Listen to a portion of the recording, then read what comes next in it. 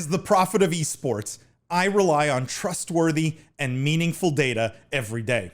Data from our research partner, YouGov, offers the most complete view of esports fans and gamers in the world, providing context to who they are, what they think, the brands they buy, and things they do.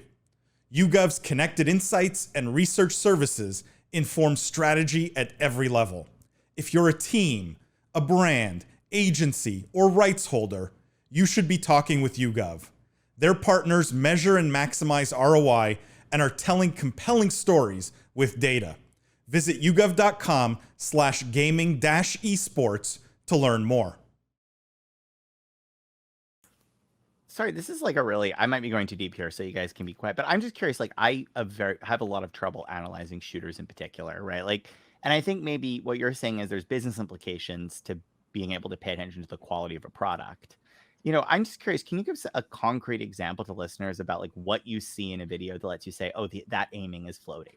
Like, I'm just curious, like just give me some, like, I'm bad at evaluating the quality of games. I'm not a shooter player. Like, you know, pretend that's like, give me like the 101, like I saw this, so I knew that this was right. So the most apparent way to like make a decision like that and, you know, put together information to come to a conclusion is looking at running. How does the movement of so if you're a first person shooter, your character's gun, how does it move while you run, right? Does it feel like there is weight to your character?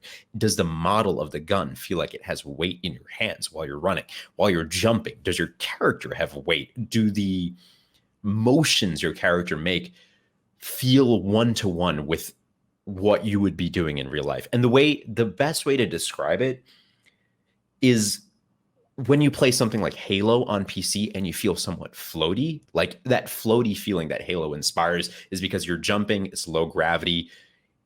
That floaty feeling you don't find in Call of Duty, right? You're very much on the ground and you're running around. And so those are two things that they went for specifically. Halo, obviously, because it's in space. Call of Duty, it's an on-the-ground shooter.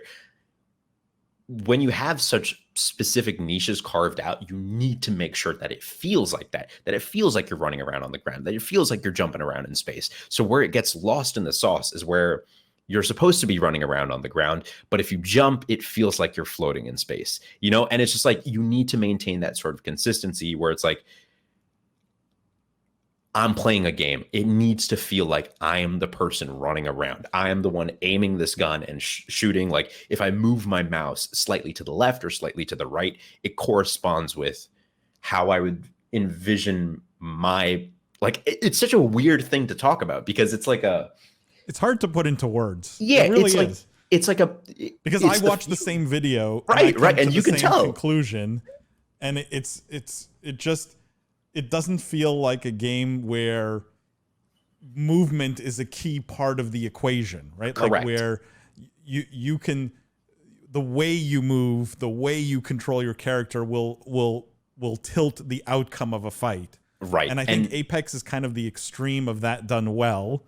And I would put CSGO, because it's kind of an older game, right? You know, maybe on the other end of, you know, not movement is not, you know, maybe other than it even comes down to it even comes down to the specific gun, right? Like you're shooting a gun. How does the gun feel like when it's receiving recoil? Does it kick back a proper amount, or does it kick back way too much, or does it not kick back at all? And is it a laser? Those things play into realism, and it doesn't even have to feel real as much as it has to feel consistent with the product. And I think that's the biggest thing here.